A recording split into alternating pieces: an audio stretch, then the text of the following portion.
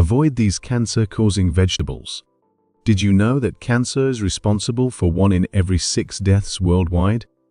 It often develops quietly over time, which makes early prevention incredibly important. Our diet plays a significant role in either protecting us or increasing our cancer risk. Today, we'll explore 7 vegetables that may be best to avoid in order to reduce that risk. While these greens may seem harmless, they could hide potential dangers. Let's dive into which ones to watch out for and why, so you can make informed choices about your health. First on the list is potatoes, a widely loved food around the world. However, many don't realize that these common tubers can pose a hidden risk, a toxic compound known as solanine. Solanine is a naturally occurring toxin that forms in potatoes when they are exposed to light or begin to sprout. Eating potatoes with high levels of solanine can lead to serious health problems, such as nausea, vomiting, and diarrhea. In more extreme cases, it can cause neurological issues, including headaches, dizziness, and confusion. But how does solanine affect our bodies? When potatoes are exposed to light, they produce solanine as a defense mechanism against pests and diseases. Unfortunately, this toxin can disrupt normal cellular processes. Solanine interferes with certain enzymes and can damage mitochondrial function, which is essential for producing energy in our cells. This disruption leads to cellular stress and inflammation, creating an environment where cancer cells can thrive. Cancerous cells often adapt to these stressful conditions, helping them survive and grow. Research shows that long-term exposure to solanine, especially from consuming green or sprouted potatoes, can increase the risk of cancers like stomach and colorectal cancer. Studies have found that people who frequently eat high levels of solanine have elevated markers of inflammation and oxidative stress, both of which are linked to cancer development. This emphasizes the need to be cautious about potato consumption, especially in terms of how potatoes are stored and prepared. In addition to cancer risks, consuming solanine-laden potatoes can contribute to other health issues. Chronic exposure may aggravate digestive disorders and conditions like irritable bowel syndrome. It's important to be mindful of the types of potatoes we eat and how we prepare them to minimize these dangers. To stay safe while still enjoying potatoes, limit your intake of sprouted or green potatoes. Aim for no more than 1 medium potato per meal. Proper storage is key. Keep your potatoes in a cool, dark place to prevent solanine formation. If you spot any green spots or sprouts, either peel those areas off or avoid eating them altogether. Pairing potatoes with antioxidant-rich foods like bell peppers, carrots, or spinach can also help reduce the potential negative effects. Alternatively, you might want to swap potatoes for other nutrient-packed options like sweet potatoes or whole grains, which offer similar flavors and textures while lowering your risk of harmful compounds. Next, we have spinach, often hailed as a superfood due to its abundance of vitamins and minerals. However, while it's a nutritional powerhouse, spinach contains oxalates, natural compounds, that can be harmful when consumed in excess. High levels of oxalates may contribute to kidney stone formation, a painful condition caused by crystal buildup in the kidneys. Additionally, oxalates can interfere with calcium absorption, leading to deficiencies that can affect bone health and overall metabolism. So, what does this mean for cancer risk? A diet high in oxalates can contribute to oxidative stress, which occurs when there's an imbalance between free radicals and antioxidants, leading to cellular damage. This damage can disrupt normal cell function, cause inflammation, and create an environment conducive to the development of cancer cells.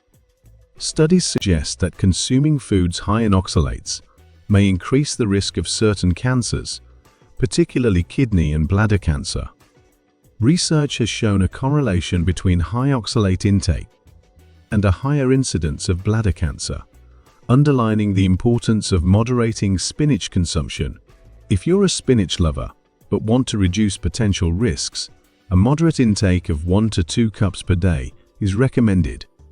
This allows you to enjoy spinach's nutrient-rich benefits while keeping oxalate levels in check. Cooking spinach can significantly lower its oxalate content, making it safer to eat. Steaming or boiling spinach and discarding the water helps reduce oxalates, so you can enjoy it without worry. Additionally, pairing spinach with calcium-rich foods can help balance the effects of oxalates. Consuming spinach alongside dairy products like yogurt or cheese can boost calcium absorption and reduce the negative impact of oxalates. If you're looking for alternatives, consider other leafy greens like kale or Swiss chard, which offer numerous health benefits without the high oxalate content. Next, we have mushrooms, particularly the common white button mushroom, which may have surprising cancer risks. Although mushrooms offer several health benefits, they contain a substance called agaritine, which has been classified as potentially carcinogenic when consumed in large amounts. Agaritine is found naturally in various mushroom species, and research has raised concerns about its potential health risks. When consumed, agaritine breaks down into metabolites that can interfere with normal cellular processes. Specifically, some of these metabolites may disrupt DNA repair mechanisms, allowing cancerous cells to survive and proliferate. This disruption is particularly concerning because intact DNA is essential for healthy cell function and preventing the uncontrolled growth that leads to cancer. Research has revealed a link between high mushroom consumption and an increased risk of certain cancers, such as colorectal and breast cancer, particularly when agaritine-rich mushrooms are consumed in large amounts. A study in the International Journal of Cancer found that people who frequently eat mushrooms with high agaritine levels may face a higher cancer risk. To safely enjoy mushrooms while minimizing these risks, limit your intake to about 1 cup per serving. Cooking mushrooms thoroughly helps reduce agaritine levels, as heat breaks down the compound, making it less harmful. For example, sautéing or grilling mushrooms not only enhances their flavor, but also reduces the potential risks. If you're cautious but love mushrooms, consider including varieties like shiitake or portobello, which may have lower agaritine levels, providing different flavors and textures with potentially less risk. Lastly, let's talk about cassava, a root vegetable widely consumed in tropical regions and often used to make tapioca and flour. Although it's a good source of carbohydrates, cassava contains cyanogenic glycosides, which can release cyanide if the root is improperly prepared or consumed raw. Cyanide is a potent toxin that can pose serious health risks. When cyanide enters the body, it disrupts cellular respiration, the process that helps cells convert nutrients into energy. Specifically, cyanide targets cytochrome C oxidase, an enzyme crucial for electron transfer in mitochondria, the powerhouses of our cells. This disruption leads to cellular stress and a shortage of energy, making it difficult for cells to function properly. Chronic cellular stress can lead to inflammation, which damages DNA and increases the likelihood of cancerous cells developing. Essentially, a stressed cellular environment creates the perfect conditions for cancer cells to thrive and multiply. It's crucial to properly prepare cassava and avoid eating it raw, as improper preparation can lead to elevated cyanide levels in the body. In some regions, such as parts of Africa and South America, where cassava is a dietary staple, there have been concerning links to cancer. Research indicates that improperly prepared cassava is associated with higher risks of cancers like esophageal and bladder cancer. This highlights the importance of cooking cassava thoroughly to ensure its safety. Boiling or frying cassava helps break down harmful cyanogenic compounds, making it safe to consume. To significantly reduce cyanide levels, aim to cook cassava for at least 20 minutes. Pairing cassava with colorful veggies can enhance its nutritional value and create a more balanced meal. If you're looking for safe alternatives, sweet potatoes or other root vegetables provide similar textures and flavors without the cyanide risks, offering excellent nutritional benefits. Next, let's talk about radishes. These vibrant root vegetables are loved for their crisp texture, peppery flavor, and health benefits. However, they contain high levels of nitrates, naturally occurring compounds found in many vegetables. While nitrates can be beneficial in moderation, excessive consumption may pose health risks. In large quantities, nitrates in radishes can convert into nitrites in the body, which have been linked to an increased risk of certain cancers, particularly colorectal cancer. How do nitrates pose health risks? When nitrates interact with amines, they can form nitrosamines, which are known carcinogens. Nitrosamines can damage DNA and disrupt normal cell processes, leading to mutations that may increase cancer risk over time. Studies suggest that populations consuming large amounts of nitrate-rich vegetables, like radishes, may experience higher cancer rates, especially in regions with less balanced diets. To minimize the risks while enjoying radishes, it's best to consume them in moderation, just a few servings per week. Pairing radishes with vitamin C-rich foods, such as citrus fruits or bell peppers, can reduce the formation of nitrosamines, lowering the potential cancer risk. If you prefer alternatives with similar flavors but lower nitrate content, cucumbers or bell peppers make excellent choices for salads and dishes. Next, let's look at Brussels sprouts, part of the cruciferous vegetable family, known for their health benefits.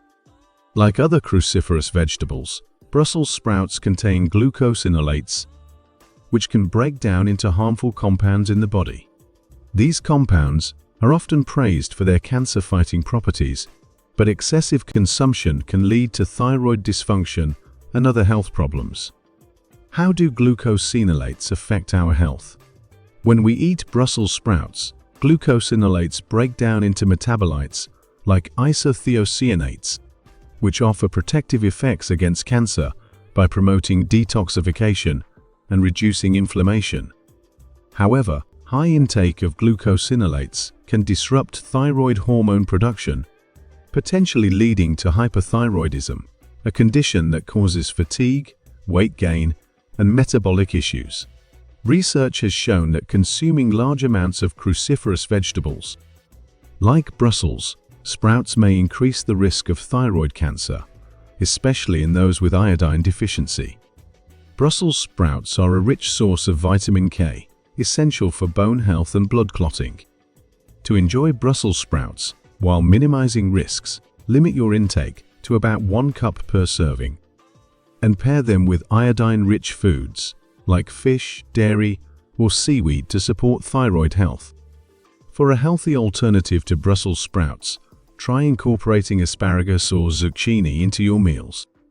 These vegetables offer similar nutrients without the high glucosinolate levels, allowing you to enjoy a variety of flavors while supporting thyroid health. Finally, let's discuss tomatoes. Tomatoes are rich in lycopene and antioxidants, which offer cancer-preventive benefits. However, for some individuals, tomatoes can trigger allergic reactions or inflammatory responses due to their histamine content. These histamines can contribute to chronic inflammation, a known risk factor for cancer. How do histamines impact our health? Histamines play a role in immune responses, but when they accumulate, they can cause chronic inflammation, which may promote cancer cell growth. If you found this information helpful, be sure to like, subscribe, and share this video with friends. We'd love to hear your thoughts in the comments. What vegetables do you enjoy? And how do you prepare them for a healthier lifestyle? Thanks for watching, and we'll see you next time.